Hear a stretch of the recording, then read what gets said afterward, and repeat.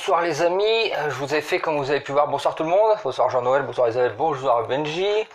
Je vous ai fait un générique improvisé façon confinement avec le peu qu'on a, donc hop, pochette de livre.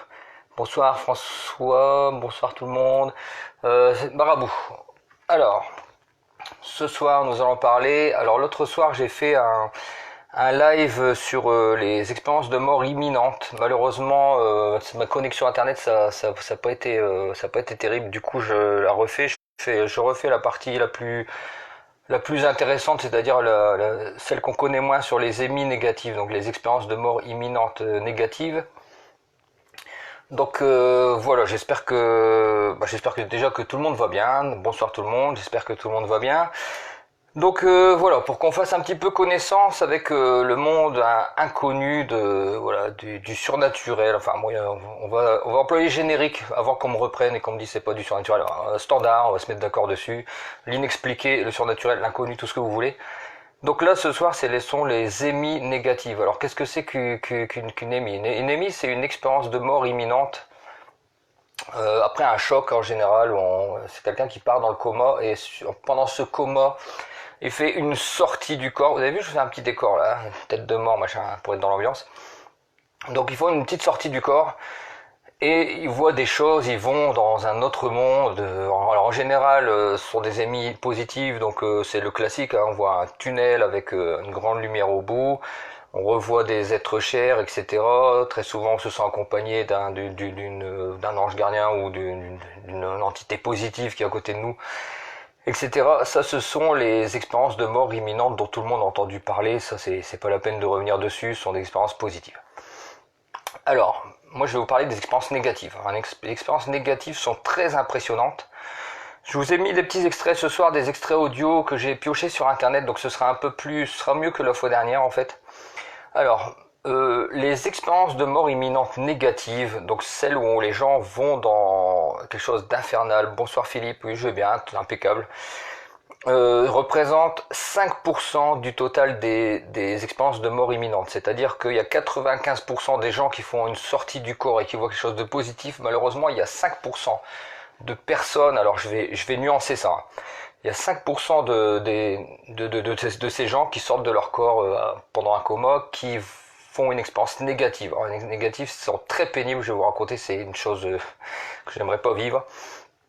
Alors 5%, à quoi correspondent ces 5%? Bon, déjà à la fréquence proportionnelle de façon bien évidente, mais il y a quelque chose aussi à nuancer. Les gens qui expérimentent une expérience négative souvent sont traumatisés. Donc il y a déjà un premier point, ce sont des gens qui ne racontent pas volontiers leur expérience. Ensuite, parce qu'ils sont traumatisés, un traumatisme profond. Donc ensuite, il y a la peur de raconter. Donc imaginez-vous bien que les gens ont peur de raconter. Mandine, d'où viennent ces chiffres? Je les prends comme tout le monde, hein, sur internet, sur des sites. C'est pas moi qui les invente et je suis pas en relation avec des spécialistes. Donc voilà, je veux dire, les chiffres ils valent ce qu'ils veulent. Moi, personnellement, je travaille comme ça. De toute façon, je peux pas faire autrement que de travailler comme ça. Donc oui, je viens de le dire. Alors donc 5% d'expériences négatives, relativement peur de raconter, évidemment, parce que les expériences positives, les gens ont déjà peur un peu de raconter, parce que leurs proches, ils veulent pas les croire, on les prend pour des fous, etc., etc., des gens qui veulent se rendre intéressants. Donc imaginez-vous quand c'est une expérience négative et que les gens racontent qu'ils ont vu l'enfer, ils sont allés en enfer, ils ont vu les flammes, ils ont vu tout ce qu'on voit tout ce qu'on raconte dans les livres. Dans les livres religieux, mais dans les livres d'images, sur les peintures du Moyen-Âge, etc. Donc voilà, les gens ne racontent pas volontiers. Quoi qu'il en soit, ils représentent tout de même une infime minorité de gens qui expérimentent des expériences négatives. Alors, est-ce qu'il y a une typologie? Alors, quels sont les types? Après, je viendrai à la typologie d'individus. Excusez-moi, je suis un petit peu sur l'ordi parce que j'ai tout mis là. Donc, hop. Alors, il y a trois types. Il y a trois types. Bonsoir tout le monde. La première, c'est la moins spectaculaire, c'est l'expérience inversée. C'est la moins spectaculaire et c'est celle qui est le moins souvent rapportée. Mais alors, peut-être que les autres sont plus spectaculaires, donc on fait plus attention. Donc les expériences inversées, qu'est-ce que c'est? Alors une expérience inversée, c'est exactement la même expérience que les autres, c'est-à-dire en fait ils voient exactement la même chose, c'est-à-dire ils se retrouvent dans un tunnel, ils voient la lumière au bout, mais tout ça, ça leur est extrêmement désagréable en fait. Pour eux, c'est pas quelque chose vers lequel ils veulent aller. Ils veulent pas aller vers la lumière, ils se sentent très très mal, pourtant ils voient exactement la même chose que les autres. Donc ça, c'est l'expérience inversée.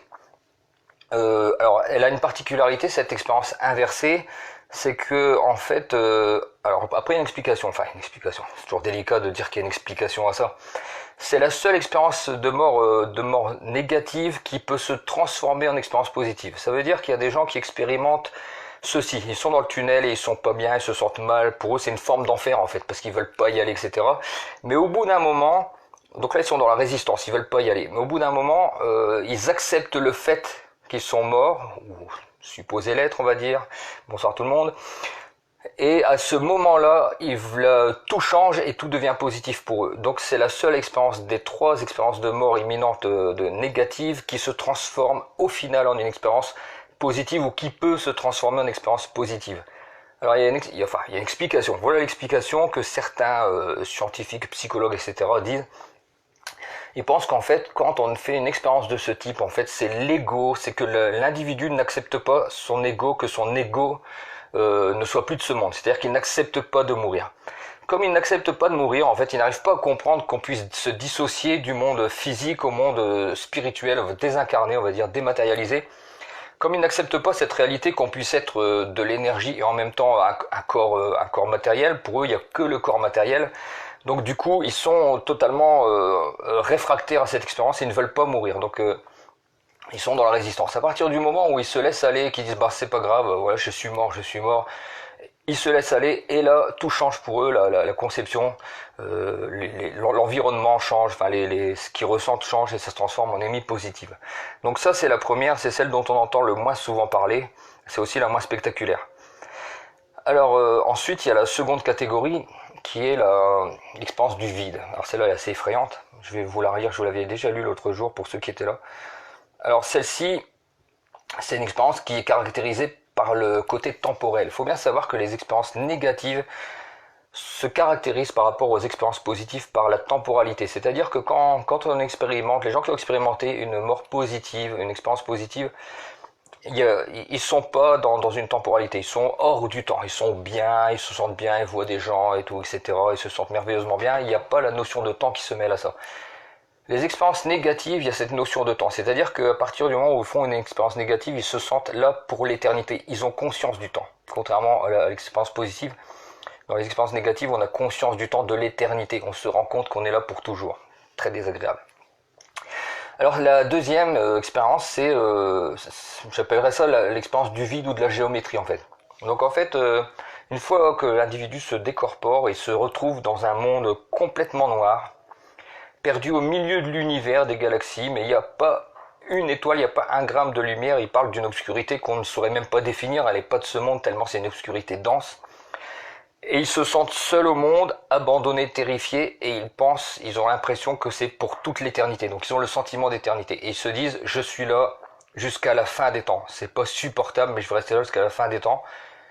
Une autre catégorie, parfois ils voient qu'une forme géométrique qui arrive devant eux. Donc il y a des gens qui ont rapporté ça par un triangle ou un rond qui débarque de nulle part et ils disent qu'ils pensent que cette forme géométrique est là pour les narguer en fait, qu'elle se moque d'eux. C'est comme s'il y avait un dialogue avec la forme géométrique et que la forme géométrique était là pour leur dire tu as vu, maintenant tu seras là pour toute l'éternité, ça s'arrêtera jamais. Donc il y a cette présence géométrique, pas toujours mais parfois, donc je le note quand même. Et donc voilà à quoi ressemble l'expérience du deuxième type. Je vais vous en faire lecture, vous allez voir c'est assez impressionnant, ça va être très difficile à vivre. Alors, donc la dame raconte, bonsoir Stéphanie, bonsoir tout le monde. Et soudain, c'est le trou noir. C'est absolument terrifiant. Je ne sais comment expliquer ce que j'ai ressenti. Tout était noir autour de moi, mais pas seulement noir, vide. Il n'y avait rien. C'était la nuit totale, brutale, infernale, sans aucune luminosité, pas même la plus petite. Il n'y avait que le noir opaque et ce vide intersidéral. Je flottais dans cet espace et je me sentais absolument seul, abandonné, terrifié. Je savais que j'allais flotter ainsi pour l'éternité. Mon esprit me disait « Alors c'est donc ça la mort. C'est affreux, inhumain, insurmontable. C'est comme si je tombais dans le vide à l'infini. » Alors, aucune présence de quelque sorte que ce soit. J'étais vraiment seul. J'étais absolument terrifié. Je ne trouve pas d'autre terme. La terreur à l'état brut. C'est intenable dans la durée. Personne ne pourrait supporter cet état longtemps. Et en même temps, je me disais que j'étais là pour l'éternité. C'était vraiment la réalité. Ce n'est toujours pas pour moi une projection, une vue de l'esprit. C'est comme ça que ça a été pour de vrai. Donc voilà à quoi ressemble ce type d'expérience, ce type d'expérience du vide ou de la géométrie, je sais pas, appelez ça comme vous voulez. Le troisième type d'expérience imminente sont les plus terribles, les plus spectaculaires, celles dont je vais vous faire écouter quelques témoignages si ma baffe se le permet. Alors, si vous avez peur de rester enfermé, Stéphanie, j'imagine pas, vous seriez dans le vide infini, bon, ce sera pas beaucoup mieux, c'est pas enfermement, c'est le contraire, mais la sensation doit être la même, ça va être un grand vide terrible. Troisième catégorie, ce sont les expériences de mort imminente dites infernales.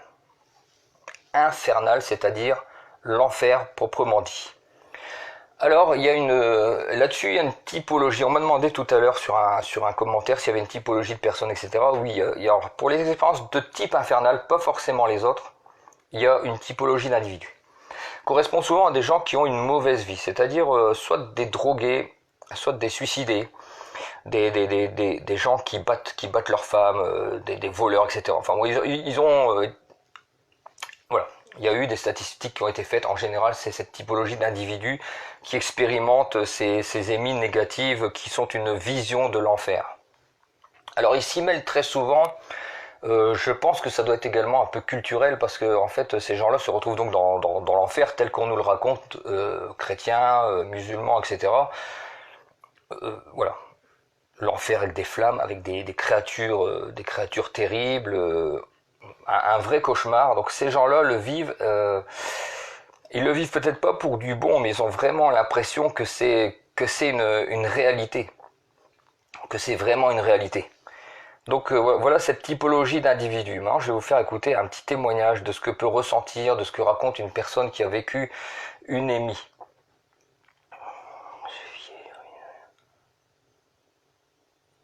Ah, Stéphanie, vous avez fait une émie négative, si je comprends bien? Donc je vais vous expliquer les émis négatifs. Je vais vous mettre un petit extrait audio, le premier. Alors dites-moi tout de suite si vous entendez correctement. Je vais rapprocher la baffe du micro. Donc là c'est un américain, donc vous allez entendre, ça va parler un peu anglais, mais après il y a un traducteur en français au-dessus. Vous me direz si vous entendez correctement. Donc c'est un américain qui a fait une crise cardiaque le premier. Donc je vous fais écouter. Souffrant de douleurs thoraciques, McCaig se présente à son centre de diagnostic. J'étais au centre de diagnostic parce que je croyais que j'avais fait une crise cardiaque au travail. Il voulait me faire passer une épreuve d'effort avant de me renvoyer chez moi.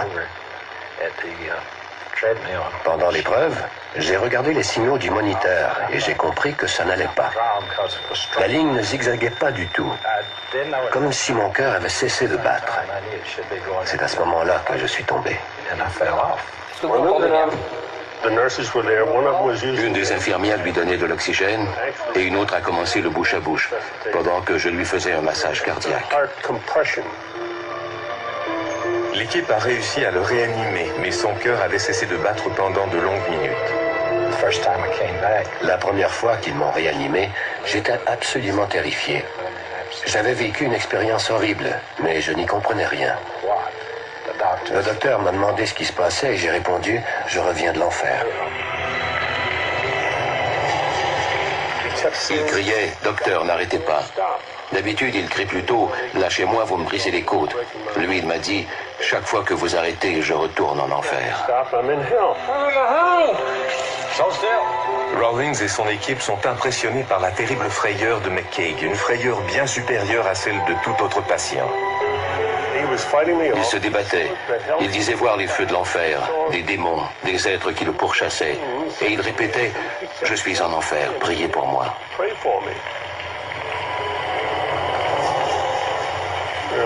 Je massais son cœur et en même temps j'ajustais le stimulateur. Dès que j'arrêtais, ses yeux se révulsaient, il devenait bleu et arrêtait de respirer. Le lendemain, Rawlings tente d'en savoir davantage, mais McCaig a tout oublié. Je n'ai aucun souvenir de mon passage en enfer et je n'en veux pas. La dernière image que j'ai perçue était différente. J'ai vu ma mère qui est morte quand j'avais 10 ou 12 mois. Elle était avec ma belle-mère, morte depuis environ 10 ans.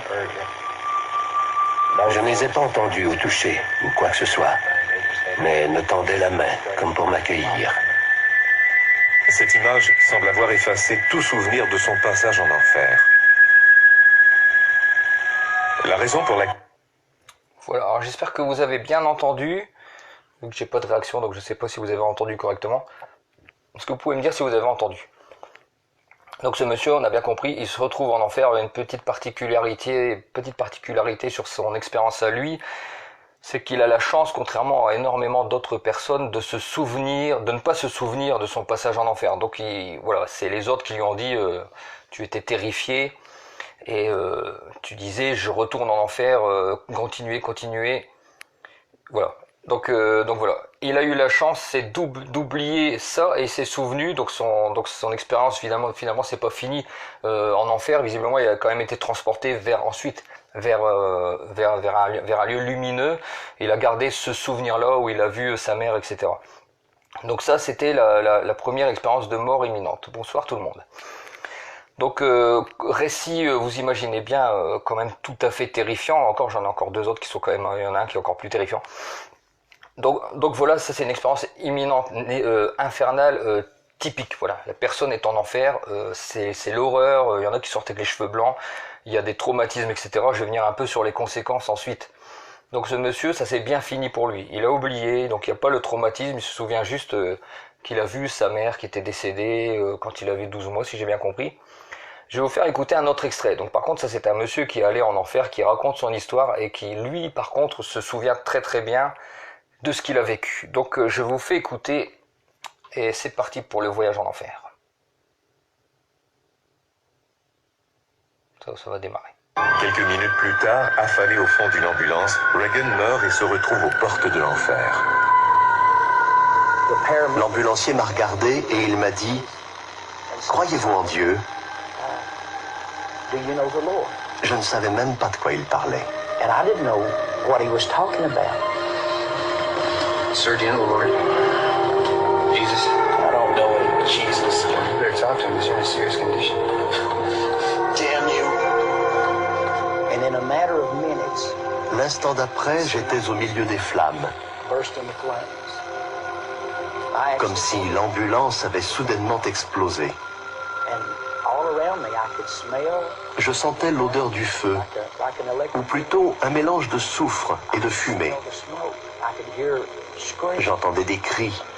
And after a little while, it was like I was moving through. Au bout d'un moment, j'ai eu l'impression de survoler les flammes. Looking down. Et je me suis retrouvé au-dessus d'un petit lac entouré de falaises. What appeared to be a small lake with cliffs all around. But the lake Le lac était en flammes and the lake et une foule de gens y brûlaient. and they're screaming and they're burning. Ils brûlaient et hurlaient. And they're all screaming. And then Tout à coup, leurs visages se sont rapprochés et j'en ai reconnu quelques-uns. start coming close to me, and I recognize some of them. I see ones that have died. Certains d'entre eux étaient morts d'une surdose ou avaient pris le volant un soir d'ivresse. Robbery. Some that have D'autres avaient été tués durant un vol à main armée ou au cours d'une bagarre. some that Ils criaient tous mon nom. have, and they're all screaming. Ronnie, ne viens pas. Ronnie, don't come here. Tu ne pourras plus repartir. And I hear this, and I Je les entendais, je respirais cette odeur, I don't understand. mais je ne comprenais rien. Really been Je ne connaissais pas encore la My peur. life's been filled Ma with vie était remplie de violence et de haine. On m'avait tiré dessus, on m'avait poignardé, mais je n'avais jamais eu peur. À ce moment-là, j'ai sombré dans l'inconscience. Pendant des heures, des jours, des semaines, j'ai été incapable d'oublier cette vision. En sortant. Bon voilà, alors voilà, ça c'est le deuxième témoignage. Il faut bien savoir que le monsieur il se retrouve dans cette situation, donc il est dans une ambulance parce qu'il s'est fait tirer dessus. Donc c'est un homme qui vend de la drogue, il s'est battu à coups de couteau, enfin bon c'est vraiment pas une bonne personne. Et donc de fil en aiguille il se retrouve dans des bagarres, il se fait tirer dessus et il se retrouve donc là dans cet enfer. Donc on voit la vidéo après, le monsieur qui parle c'est de quelqu'un de rangé, de correct. On va venir un peu sur les conséquences, etc. de ce qui se passe là-dedans. Donc vous imaginez bien que c'est la terreur absolue. Alors les conséquences immédiates de ces expériences en règle générale, c'est dépression très souvent. C'est qui rigole? Bon bref. Donc en fait c'est la dépression et c'est l'envie de suicide mais les gens ont peur de retourner dans cet enfer, donc ils ne se suicident pas du coup. Donc en fait si vous voulez ils sont tellement mal qu'ils ont envie de se suicider. Cédric Delannoy, vous m'expliquerez ensuite pourquoi vous riez si vous voulez bien. Vous devez savoir des tas de choses. Donc donc voilà. Alors en fait donc voilà, dépression, envie de suicide, donc très souvent ils sont sous antidépresseurs. Ça c'est tout de suite après, pendant quelques mois, c'est très dur, hein, j'ai vu sur les forums. C'est très dur pour eux de vivre avec ce souvenir. Faut savoir pour la petite anecdote que certains racontent que quelques jours, voire quelques semaines plus tard, ils sentent encore les odeurs. Donc ils ont vraiment une odeur vraiment dense, infernale, et quand ils sont réveillés, même quelques jours après, ils ont encore l'odeur. Donc vous imaginez un petit peu ce que ces gens ont dû ressentir et la peur qu'ils ont. Seulement après, il y a quelque chose de positif. Donc il semblerait que ces NDE-là ne soient pas des NDE, donc des NDE c'est des EMI, hein, des expériences de mort approchée, ne soient pas des expériences en vain ou par hasard. Parce que généralement ce sont des gens qui subissent par la suite un changement totalement radical. Donc les gens mauvais, il y en avait un qui frappait sa femme, etc., que c'était une vraie terreur. Ils se rendent compte, ils vont là-dedans, parce qu'il faut bien savoir qu'à la fin, généralement, quand ils reviennent, c'est qu'ils ont une présence lumineuse à côté qui leur dit « tu en as eu assez, donc maintenant tu vas repartir avec moi », mais voilà. Donc après, voilà, ils ont l'impression que l'enfer existe, mais ils sont aussi convaincus qu'il y a quelque chose de bien qui existe. C'est-à-dire qu'ils ont senti une présence à un moment d'une entité lumineuse, parce que généralement ces gens-là sont accompagnés quand même, ils ne le voient pas tout de suite, donc ils les laissent souffrir. Cédric Delannoy, vous allez m'expliquer, ensuite je vais vous bannir, c'est comme ça sera réglé. Donc ensuite, voilà, oui, c'est comme ça que ça marche ici. Donc voilà, en plus il me fait perdre le fil. Donc dépression, etc. Et ils reviennent à une bonne vie. Donc voilà. Donc changement radical. Donc il y a quelque chose de positif. C'est quelque chose d'un peu initiatique où les gens se réforment après durablement. Donc ce serait pas vraiment dû par hasard.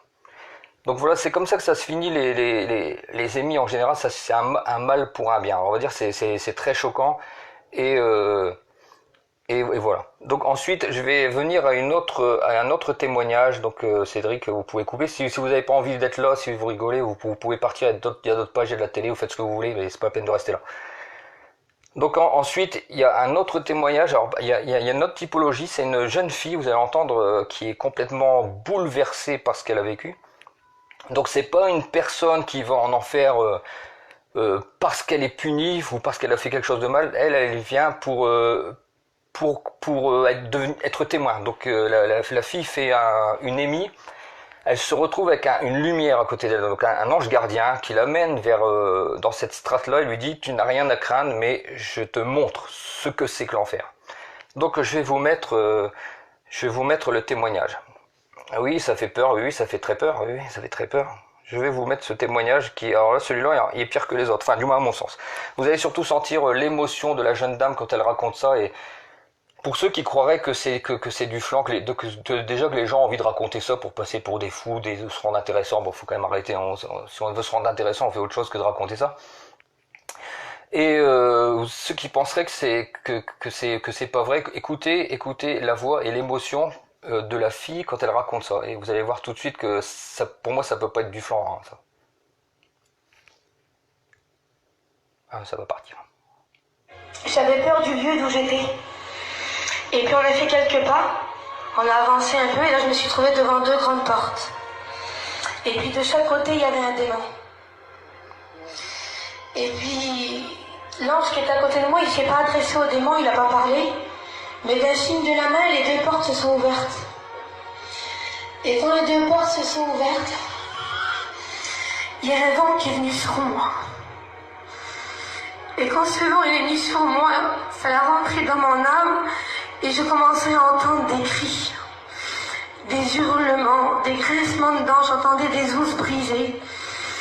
Et puis j'ai commencé à me reculer en arrière et puis j'ai dit à l'ange, j'ai dit moi je veux pas entrer. Je dis moi je comprends plus rien, je suis chrétienne, qu'est-ce que je fais là?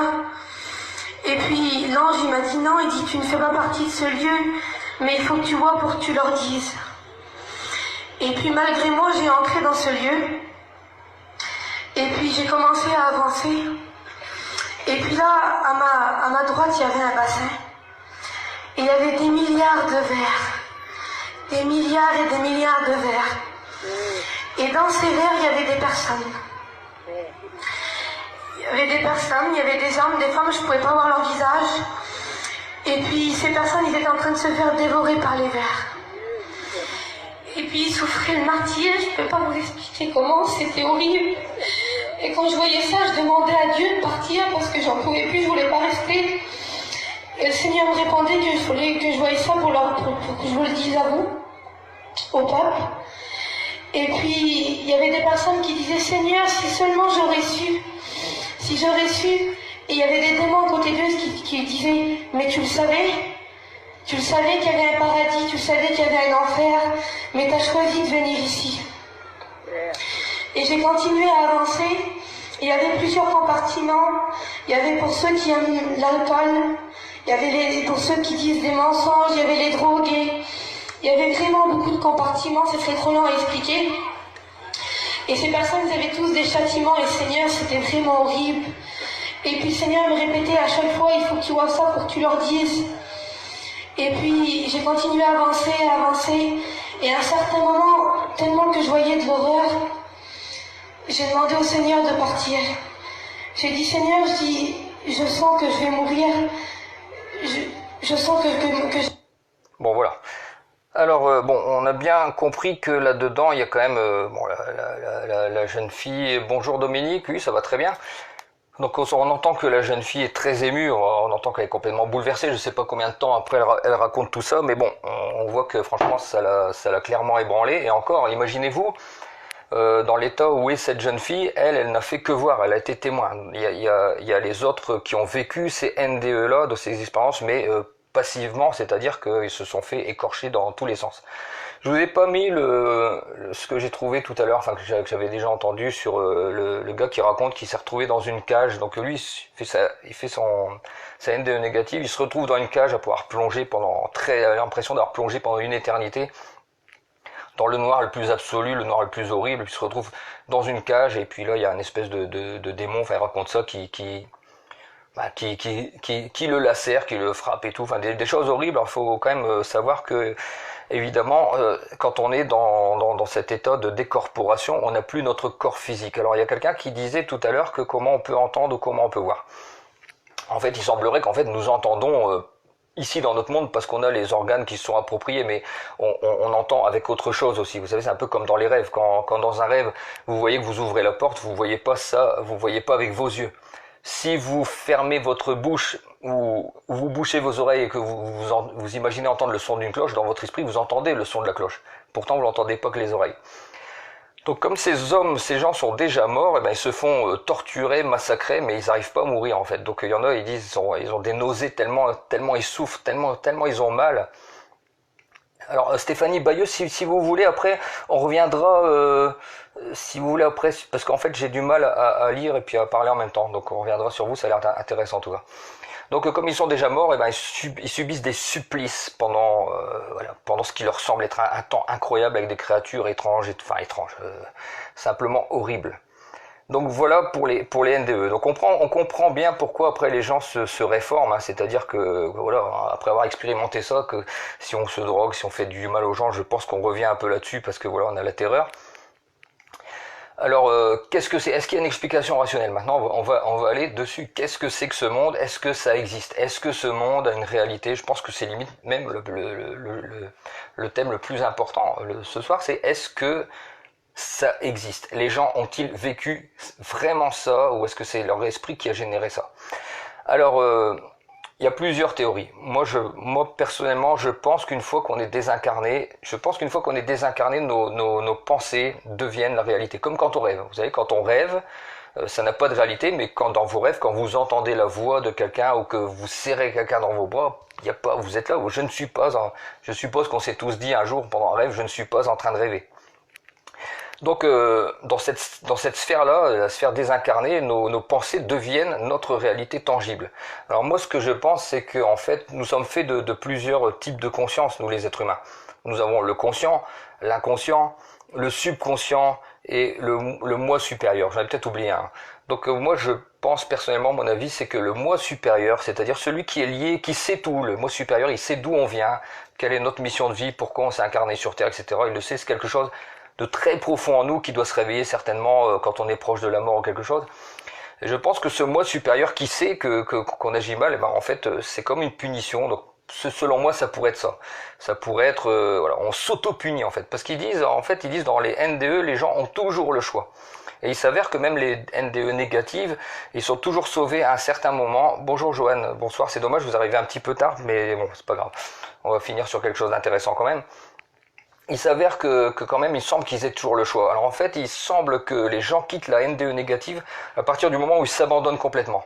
En fait, il semblerait que tant qu'on est en résistance, donc vous résistez à ce qui vous arrive, donc le premier type de NDE que j'ai décrit, qui est identique à la NDE normale, donc il n'y a rien de différent, mais c'est les gens qui le vivent mal, ils veulent pas y aller, c'est parce qu'en fait, ils ne veulent pas mourir. Donc, et une fois qu'ils acceptent le fait qu'ils sont morts, ils vont vers la lumière avec la NDE classique.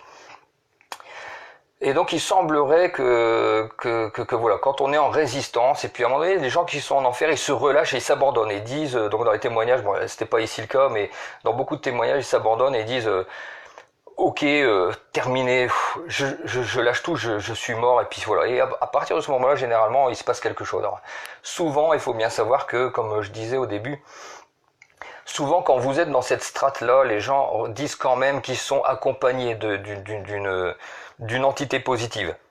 Alors ils en ont pas conscience au début, pendant quelques temps, donc je sais pas, c'est intemporel. On sait pas combien de temps ils éprouvent la NDE, ça dure, pour eux, ils ont l'impression que ça dure des jours, ou je sais pas trop quoi. Mais ils disent qu'à un moment donné, il y a toujours cet être de lumière qui vient les récupérer et qui leur donne un peu une leçon, genre tu en as assez vu, tu as voilà, etc.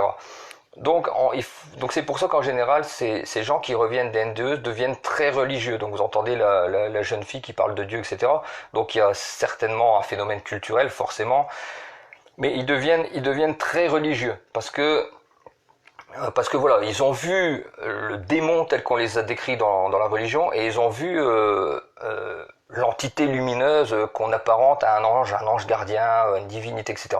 Donc comme ils ont vu les deux opposés, ils deviennent à la sortie très croyants, et voilà, ils réforment leur vie. Alors on veut dire, la religion, chacun pense ce qu'il veut de la religion, tout le monde est libre d'avoir les opinions qu'il veut, ça y a aucun problème là-dessus, mais je pense quand même que ça peut réformer positivement les gens, il y a certaines personnes que ça aide, donc tant mieux si ça aide. Moi personnellement c'est le résultat qui compte, donc religion pas religion. Ensuite, alors, là par contre ce serait un peu plus intriguant et un peu moins subjectif, on va dire. C'est des choses qu'on retrouve dans certains livres et que les gens initiés évoquent. C'est des régions différentes des plans physiques et éthérés, spirituels, désincarnés, tout ce que vous voulez. Donc en fait ce sont des régions qu'on appelle des régions astrales. Donc en fait vous avez plusieurs plans astraux et il y a trois plans, enfin il y aurait trois plans, c'est-à-dire le haut astral, le moyen astral et le bas astral. Donc le haut astral, c'est en fait plus on monte et plus on va vers des endroits lumineux, plus on est éthéré, dépourvu de matière, etc., plus mieux c'est, on va dire. Voilà. Donc le plan supérieur, ce serait le plan des entités lumineuses comme les anges, les archanges, etc. Ça, ce serait le plan supérieur. Je dis bien ce serait, parce qu'on n'a pas de certitude, évidemment. Ensuite, vous avez le plan du milieu, donc le moyen astral qui serait l'endroit où on a les âmes conscientes quand on meurt. Bon, on est conscient qu'on est là, on n'est pas un ange, on n'est pas un démon, on est nous avec notre expérience. Et c'est une espèce de grande salle d'attente que certains apparentraient au purgatoire, ou etc. Où là, c'est le moyen astral, où nous sommes entre âmes classiques, on va dire. Et donc la région que visitent ces gens, c'est la région qu'on appelle, oui, la foi, tout ce que vous voulez, comme vous voulez, la foi, la religion, la foi, oui, ça me convient bien. La religion, c'est avec des dogmes, etc. La foi, c'est pas forcément des dogmes. Mais vous comprenez bien ce que je veux dire. Donc le bas astral. Alors le bas astral, si vous regardez sur internet ou si vous connaissez des gens qui s'intéressent beaucoup à ça, une des caractéristiques du bas astral est qu'on voit, la jeune fille l'évoque, elle parle de vers à un moment donné. Elle parle de vers, il y a des gens qui se font dévorer par des vers. Alors le bas astral serait peuplé de beaucoup d'énormes larves. Et que ce serait une caractéristique du bas astral. Donc, le bas astral, c'est voilà, ce serait un endroit démoniaque, horrible. Donc en matière, si on parle de vibration, vu que scientifiquement parlant, nous sommes une énergie qui vibre, donc nous sommes une vibration, nous sommes une énergie, ça correspondrait à des vibrations basses. Donc plus on descend dans les basses vibrations, plus on va dans le bas astral. Donc les gens qui ont des vibrations basses de colère, il faut bien savoir que la colère, tout ça c'est des basses vibrations, et que les hautes vibrations sont évidemment les vibrations inverses. Donc en fait, on se retrouverait dans la vibration qui nous correspond. Donc si vous êtes une mauvaise personne, que vous avez la haine tout le temps, vous êtes méchant, ben vous allez vous retrouver dans la vibration qui vous correspond, c'est-à-dire que vous risquez d'aller dans le bas astral. Alors le bas astral, c'est ce que nous on appelle l'enfer.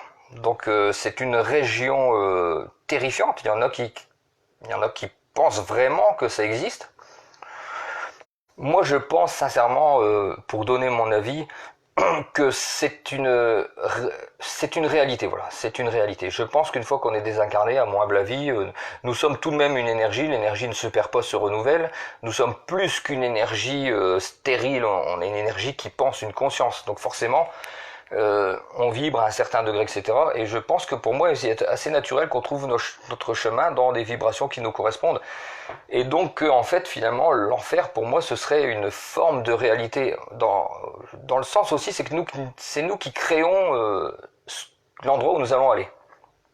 Si vous êtes une personne bonne et généreuse, vous émettez des vibrations positives. Alors les vibrations, on va dire, les vibrations, c'est pas vrai, ça. Si, ça existe, les vibrations, c'est vrai. Les gens vibrent. Vous savez, quand on voit quelqu'un qui dégage, vous avez déjà vu quelqu'un d'heureux, quelqu'un qui est heureux, il dégage. C'est indescriptible. On sait pas dire c'est quoi. Non, on sent qu'il est heureux. Quelqu'un qui est malheureux, qui est mauvais, on le sent aussi. Alors, je pense qu'on sait sentir le regard, tout ça. On dégage des vibrations. En fait, c'est des vibrations. Donc, je pense que oui, on peut fabriquer notre propre réalité après la vie. Il semble y avoir un mécanisme quasi obligatoire, une histoire de purgatoire, etc. Il y a vraiment beaucoup de troncs communs dans les expériences de mort imminente positives, parce que c'est celles dont on a beaucoup plus de témoignages, mais c'est toujours la même chose qui revient. Donc à un moment donné, moi je me dis que si ça revient toujours les mêmes choses, ils décrivent les mêmes choses tout le temps, c'est que quelque part ça doit exister. Alors moi je pense qu'on est capable, nous, de créer, de générer notre propre réalité. Une fois qu'on est mort, on doit être comme dans un rêve, c'est-à-dire notre puissance de l'énergie. Toute notre énergie va nous créer notre propre univers. Alors si on est quelqu'un de lumineux, qui rayonnons parmi les autres, vous savez, ces êtres qui apportent énormément au monde, ils sont pleins de vibrations positives, donc on va s'élever, on va aller vers la vibration. Notre vibration, en fait, finalement, elle va simplement continuer. C'est-à-dire, nous sommes une vibration positive, une haute vibration haute fréquence. Désincarné, on continue d'être une vibration haute fréquence, donc étant une vibration haute fréquence, on va se construire, on va voir les vibrations haute fréquence. Quand on est dans une mauvaise vibration, on dit souvent d'ailleurs, c'est pas un hasard aussi, hein. Vous savez, le langage populaire, il est plein de petits indices, hein. Qu'est-ce qu'on dit? Mauvaise vibration, t'as des mauvaises vibrations. Alors c'est quelque chose de populaire, les gens ne se penchent pas là-dessus. Mais ça veut dire ce que ça veut dire. On sent qu'on vibre. Donc je pense que quelqu'un qui est en basse fréquence, en mauvaise vibration, comme les gens qui sont en général Les NDE, c'est des NDE négatives. Hein. C'est très souvent des gens, comme on a vu un des messieurs, c'était un espèce de tueur. Enfin, il se battait tout le temps à droguer, un autre qui frappait sa femme, etc. Il y a des suicidés aussi. Donc, alors le suicidé, alors je veux pas émettre de dogme. Hein. Moi, j'ai pas plus la vérité que vous tous qui regardez. Hein. On peut se dire, mais pourquoi ce pauvre suicidé, il ira en enfer? Parce que finalement, c'est quelqu'un qui est malheureux. Alors, je suis tout à fait d'accord. Seulement, le suicidé, il est en basse, en basse fréquence, il est en mauvaise vibration, parce que là, je suis pas en train de me suicider. Mais si jamais je me suicide, c'est parce que j'ai eu beaucoup de colère, j'ai eu beaucoup de tristesse, j'ai eu tellement eu de tristesse et de désarroi que je finis par me suicider. Mais quand vous êtes dans cet état, vous êtes dans des vibrations très très très basses. Donc c'est pas étonnant que quand vous mourrez, vous trouvez les vibrations qui vous correspondent. Donc quelqu'un qui est très très triste, qui se suicide parce qu'il est très triste, il va trouver, je pense, c'est mon avis, mais moi ça n'engage que moi évidemment, j'ai pas la science infuse, c'est un endroit où je suis jamais allé, jamais fait des milliers, etc. Je vous donne juste mon avis. Donc je pense que le suicidé, qui est finalement quelqu'un de malheureux, qui n'a pas forcément fait de mal, eh ben il va quand même trouver la vibration, l'intensité à laquelle il vibrait au moment où il s'est suicidé, c'est-à-dire des vibrations très très très basses. Donc base astrale. Voilà, c'est mon point de vue. Je ne suis pas initié, je suis pas ésotériste, je ne sais rien du tout. C'est mon avis. Vous en pensez bien sûr ce que vous voulez, ça y a pas de problème. Donc le petit monsieur qui rigolait, il est parti. Moi je pense qu'il a bien fait parce qu'il a bien compris qu'il n'était pas bienvenu ici. Pour les autres, vous êtes d'accord, vous n'êtes pas d'accord, il n'y a aucun problème tant que vous respectez les opinions des autres. Là, je fais mes lives, c'est comme une conférence, c'est-à-dire que je parle tout seul, etc. Là, je vais prendre le temps de répondre à vos questions si vous en avez ou si vous voulez me faire des suggestions. Donc, il y avait une dame tout à l'heure qui, si j'ai pas bien compris, ce que je lis pas tout. Hein. Quand je parle, j'ai du mal à me concentrer puis parler en même temps. Alors si cette dame est encore là, et j'ai cru comprendre qu'elle avait fait une NDE négative, je suis pas tout à fait d'accord. Enfin, je suis pas tout à fait d'accord. Je suis en train de lire. Donc si cette dame est encore là, je sais plus comment elle s'appelait, Isabelle, je sais pas trop quoi, est-ce qu'elle peut se manifester? Ou si vous avez des questions, alors je pense pas malheureusement avoir fait le tour de la question. Il y a certainement d'autres explications. Ah, Stéphanie, d'accord. Alors moi je sais pourquoi je donne... Alors, et Stéphanie, excusez-moi, je vais essayer de comprendre ce que vous avez. Moi. Est-ce que j'ai cru comprendre que vous avez fait une NDE négative, c'est faux, hein, c'est ça, vous avez juste des cauchemars, c'est ça si je comprends.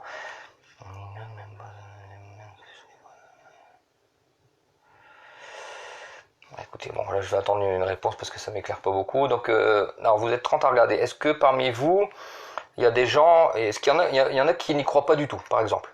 Est-ce qu'il y en a parmi vous qui n'y croient pas du tout? Alors c'est votre droit, vous n'allez pas vous faire, vous inquiétez pas. Moi je suis tout à fait d'accord avec les gens qui n'y croient pas, il n'y a pas de preuve. Donc s'il y en a qui n'y croient pas, j'aimerais bien qu'ils le disent, parce que c'est vrai qu'on n'est pas obligé de supposer croire tout et n'importe quoi. Moi pour y croire, je me base sur ma base de fonctionnement, d'étude du monde, parce que j'étudie le fonctionnement de l'univers et tout ça. Pour moi c'est le raisonnement à la Socrate. Donc mes raisonnements sont simples. Pourquoi je peux croire à ça alors qu'il n'y a aucune preuve? Pour moi c'est simple, à partir du moment où les témoignages sont des millions, pour moi c'est une base, c'est une preuve, voilà. Le nombre pour moi fait preuve. C'est-à-dire que si un jour il y a 20 millions de personnes qui disent en même temps qu'ils ont vu un ovni, je chercherais même pas à comprendre, je me dirais s'il y a 20 millions de personnes qui disent ce jour-là qu'ils ont vu un ovni, c'est qu'il y a eu un ovni. Parce qu'après bon bien sûr on a toujours le truc des trucs collectifs. Alors attendez, je comprends pas. Donc voilà, donc pour moi c'est une base de... voilà, moi mes preuves c'est ça. Moi mes preuves c'est le nombre de personnes qui disent qu'ils ont vu une entité, un fantôme, etc. Le nombre de personnes qui disent avoir vu un ovni. Pour moi c'est une preuve. Alors il y a des gens qui ont besoin... Il y a des gens qui ont besoin de voir pour croire ou d'avoir des témoignages de gens dits fiables. Donc par exemple les gendarmes ou les policiers. Alors en ce qui concerne les ovnis, il n'est pas rare qu'il y ait des gendarmes qui soient témoins. Donc genre quelque part, pour certains c'est une preuve, etc. Bonsoir Jean. Bon Jean il y croit. Bon je pense que vous êtes ici sur Nord Fantastique, donc je pense que tout le monde y croit. Et donc voilà, donc Stéphanie, visiblement, tempérament suicidaire, mais j'arrive pas trop à suivre en fait ce que dit cette jeune fille. Donc en fait, ouais, voilà. Mais alors ça semble être une réalité, hein. Il y a des aveugles. Je lisais tout à l'heure quelque chose sur un aveugle qui a fait une NDE. Pourquoi vivre tous ces cauchemars morbides, Stéphanie? Déjà, alors moi je ne peux pas vous aider malheureusement. Enfin, il faudrait peut-être consulter quelqu'un qui connaît mieux les cauchemars. Alors très souvent, si ce ne sont que des cauchemars que vous faites, sans être versé dans la science des cauchemars ou des rêves, c'est... Ah d'accord, alors excusez-moi, est-ce que vous rêvez que votre mère est décédée? Est-ce que vous rêvez que votre mère est en enfer? Est-ce que c'est ça que je dois comprendre? Non, pas. Parfois, c'est les cauchemars selon certaines personnes, c'est beaucoup. Alors, c'est freudien, c'est l'inconscient, c'est ce qui est refoulé, qui s'exprime à travers des images. C'est-à-dire, par exemple, vous avez quand vous détestez quelqu'un, bon, il est possible que vous fassiez des cauchemars dans lesquels il vous en veuille. Donc, parfois, c'est des choses qui sont à régler avec vous-même, un conflit entre votre conscient et votre inconscient. Voilà. C'est-à-dire que votre conscient et votre inconscient, ils fonctionnent comme ça. Votre inconscient, c'est le tiroir dans lequel vous mettez toutes les choses que vous n'avez pas envie de voir. C'est-à-dire, en gros, pour schématiser, vous êtes amoureuse de votre beau-père, on va dire. Vous êtes amoureuse de votre beau-père, mais vous ne pouvez pas savoir. Bon, votre conscience, elle va le rejeter dans l'inconscient. Mais l'inconscient, c'est très puissant, ça travaille beaucoup. Donc, il est possible que ça rejaillisse d'une autre manière. Donc, si vous rêvez que votre maman vous découpe en morceaux ou je sais pas quoi, c'est peut-être que quelque part... derrière tout ça, vous avez peut-être eu un conflit ou alors quelque chose qui a ressemblé à quelque chose comme ça. Après, je suis pas psychiatre, machin, mais moi, je vous inviterais, si vraiment ça vous perturbe, à consulter quelqu'un de compétent. Mais c'est du domaine... Le cauchemar, c'est du domaine de l'inconscience, de toute façon. Donc voilà. Donc j'espère que vous avez appris certaines choses ce soir, parce que les NDE négatives, c'est pas très très connu. Oui, de toute façon, l'enfer, ça existe dans absolument toutes les cultures, donc déjà ce serait quand même assez étrange que ça vienne de nulle part. D'accord, donc c'est ça Stéphanie. Donc moi je vous inviterais sincèrement, c'est pas du domaine du surnaturel, là, ce dont vous me parlez, ce serait plus du domaine, comme je le dis, de l'inconscient et d'une forme de refoulement sans être spécialiste du sujet, je vous donne mon humble avis. Dans ce cas, moi je vous inviterais plutôt à consulter quelqu'un qui soit spécialisé, un psychiatre ou un psychothérapeute, certainement il peut faire quelque chose pour vous. Le cauchemar, ce n'est pas du surnaturel, donc c'est vraiment quelque chose qui se passe au fond de notre esprit, des conflits qu'on a du mal à exprimer et qu'on refoule, et après ça ressort d'une manière ou d'une autre, hein, ça ressort sous forme de cauchemar, de comportement inconscient, etc. C'est de l'inconscient, donc il faut... Ah, c'est un vécu, d'accord. Ah, écoutez, je comprends pas tout, parce qu'en fait, ça défie, donc je comprends pas tout. Donc voilà, 3 types de NDE à retenir. Une région du monde qui peut exister qui s'appellerait les bases astrales. Donc si ça vous intéresse, si le sujet vous intéresse ou vous passionne, sur YouTube j'ai fait un tour tout à l'heure pour pouvoir vous avoir les enregistrements. Donc il y en a quand même, il y en a beaucoup. Tapez NDE négative ou tapez EMI négative, vous allez voir qu'il y en a beaucoup. Est-ce que vous voulez que pour finir je vous lise un dernier extrait d'une NDE négative infernale qui est quand même assez glaçante celle-là? Après vous me dites si vous voulez ou si vous ne voulez pas. Et ensuite ce sera fini. Donc pour information, le petit rigolo là, je vais voir un petit peu. Je pense que je vais le bannir, à mon avis c'est quelqu'un, vous savez le problème sur Nord Fantastique, c'est que je brasse, c'est une page qui brasse beaucoup de personnalités de convictions différentes. Il y a des gens qui sont sur Nord Fantastique pour les endroits, les beaux châteaux par exemple. Il y en a, ils sont là pour les légendes, il y en a, ils sont là pour le paganisme, il y en a, ils sont là pour l'imaginaire, parce que j'écris aussi des livres. Et il y en a, ils sont là parce qu'ils croient en tout ça, etc. Donc il y a beaucoup de gens différents qui se polarisent autour de quelque chose que je draine avec Nord Fantastique, mais qui sont pas toujours d'accord. Il n'y a pas que des gens... Il n'y a pas que des gens qui croient. Donc parfois vous avez ce genre d'individu qui est sur la page parce qu'il aime bien les endroits, par exemple quelqu'un qui fait de l'urbex, mais bon par contre il n'a pas choisi la bonne méthode, parce que moi je vais le bannir, parce que c'est une forme de respect pour moi. Ce qu'il a fait, c'est un manque de respect. Donc il va partir de la page, il n'a rien à faire ici. Pour moi c'est clairement comme ça que ça se passe. Donc voilà, alors le 8 doit correspondre à l'extrait. Donc je vais vous lire cet extrait qui, moi je l'avais vu il y a quelques années et sincèrement ça m'avait vraiment glacé. Oui, alors Jean, pour vous répondre, moi j'en suis absolument convaincu. Voilà. Clairement, je pense qu'il y a quelque chose... alors le lien Stéphanie, je sais pas. Stéphanie, envoyez-moi un message en privé s'il vous plaît. Comme ça sera plus simple. Alors genre oui, pour moi il y a clairement quelque chose, donc oui, on va retrouver nos êtres chers, j'en suis complètement convaincu. Donc ça c'est sûr. Je vais vous lire l'extrait de la NDE négative, un dernier extrait. Oui, il va être bloqué, vous inquiétez pas. Alors j'y vais. C'était il y a environ 2 ans, je m'en souviens comme si c'était hier. Je suis monté dans la voiture de Gareth, mon ami. Donc ils ont eu un accident. La suite est très nette, je m'en rappelle vraiment bien. Quelques secondes plus tard, j'ai commencé à flotter hors de mon corps et à traverser un étrange tunnel de lumière, comme si j'avais pris une drogue bizarre ou quelque chose de ce genre. Je ne savais pas où j'allais, mais j'ai compris que je ne maîtrisais pas la direction vers laquelle j'étais aspiré. Je ne pouvais pas m'arrêter, ni tourner, ni quoi que ce soit. Tout semblait bien se passer. Donc vous voyez, sa NDE commence plutôt bien. Pendant une fraction de seconde, j'ai cru que j'allais vers le paradis. Oui, imaginez-vous à la place de cette dame. Pendant une fraction de seconde, j'ai cru que j'allais vers le paradis, mais tout à coup, quelque chose s'est passé. Je me suis arrêté net dans le tunnel et en un éclair, j'ai commencé à tomber, accélérant encore et encore. J'ai eu l'impression de tomber à la verticale. J'allais en direction d'une sorte de trou noir.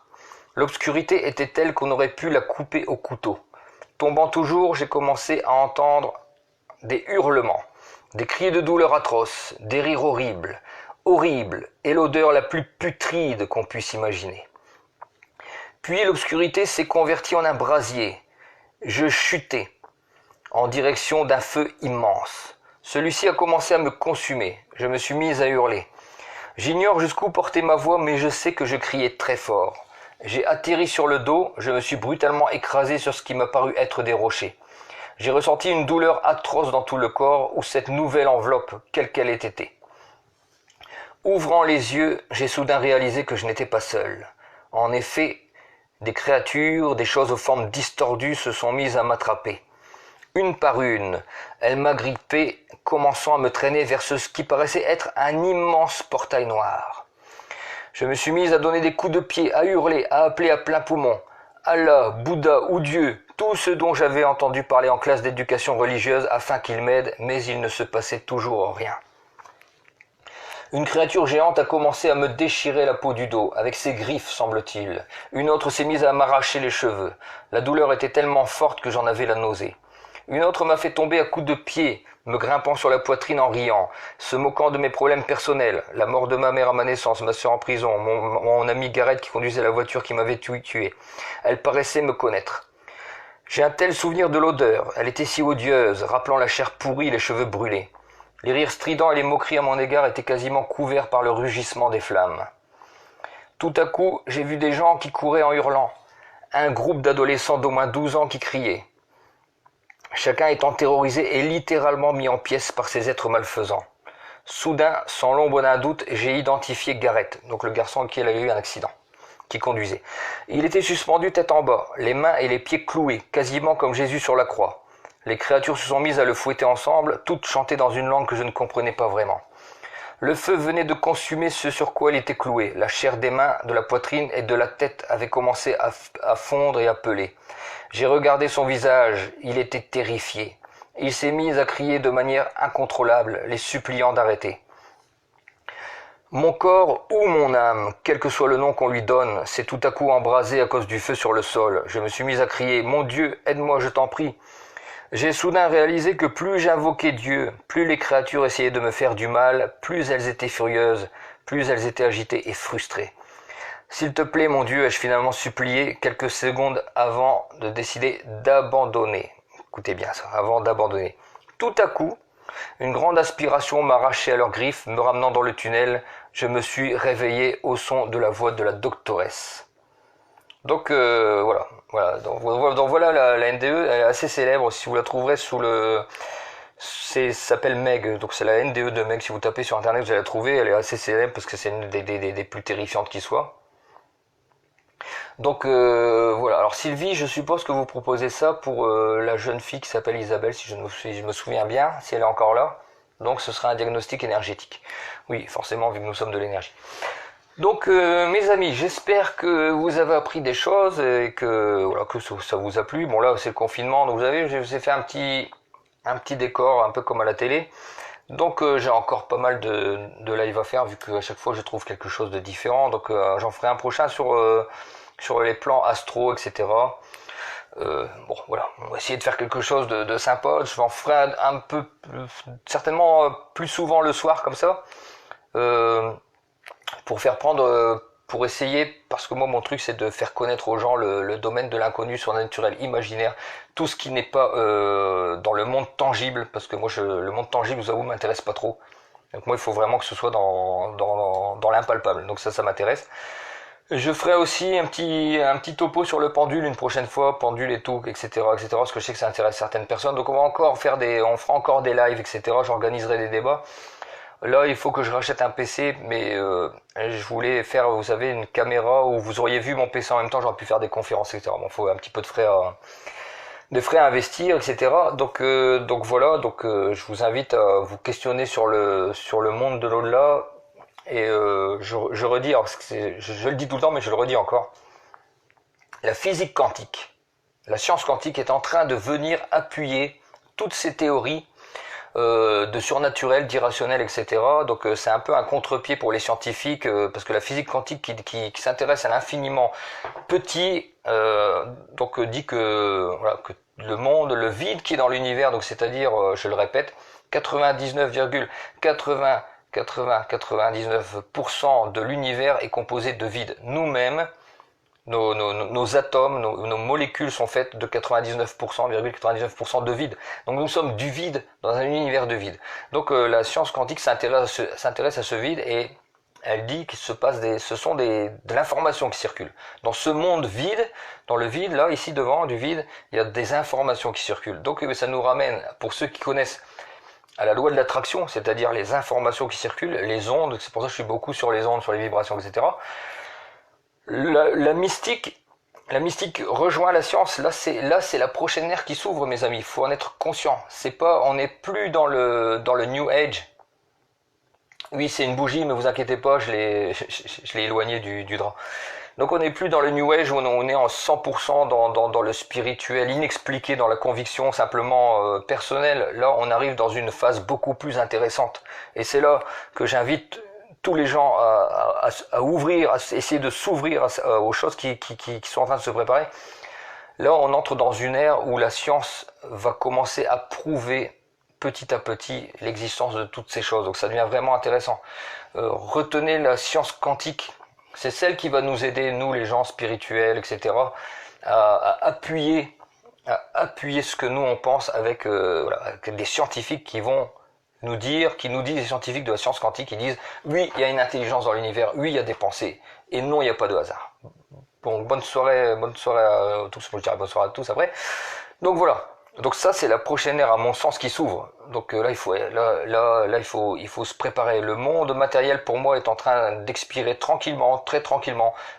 Alors, je vais pas dire le monde matériel. Je vais dire le monde matérialiste.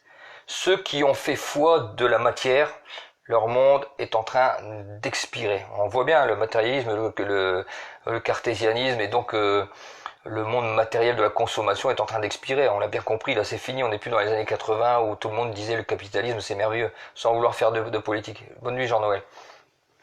Donc voilà, on est en train de s'essouffler. Donc là on va arriver dans une nouvelle sphère qui sera pas la sphère, comme il disait l'autre Jean Malraux, spirituelle uniquement. Ce sera la spiritualité appuyée par la science. Donc ça va converger ensemble et ça c'est quelque chose de tout à fait magnifique. Alors j'espère que vous avez apprécié. Ah bon, on a passé 1 heure ensemble, c'est magnifique, on a passé 1 heure ensemble. Alors j'espère que vous avez apprécié, je vous souhaite à tous une très très bonne soirée. Ceux qui ont des questions, qui sont pas trop pointues, parce que je suis pas spécialiste, ils peuvent toujours s'adresser à moi en message privé. J'essaierai d'organiser des débats quand j'aurai les moyens techniques d'avoir un invité, qu'on pourra échanger, etc. Donc voilà. Je vous souhaite à tous une très très bonne soirée, on se retrouve bientôt, et si jamais vous voulez revoir le live, celui-là je vais pas le supprimer, donc voilà. Donc je vous dis merci à tous, et à bientôt, ciao ciao.